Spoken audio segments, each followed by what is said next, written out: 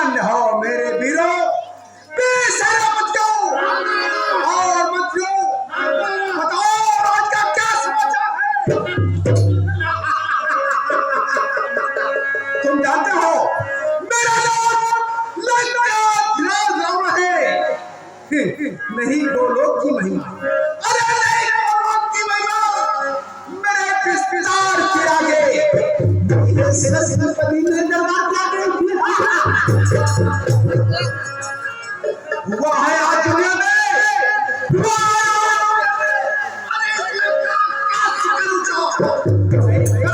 मेरे सामने बैठना भी समझ जाऊंगा। अगर मेरे इससे तुम पत्ते को दिखा दो, मेरा नाम लखन यादव है। अरे खुशियां मनाओ, खुशियां क्या कराने को क्या बढ़िया बढ़िया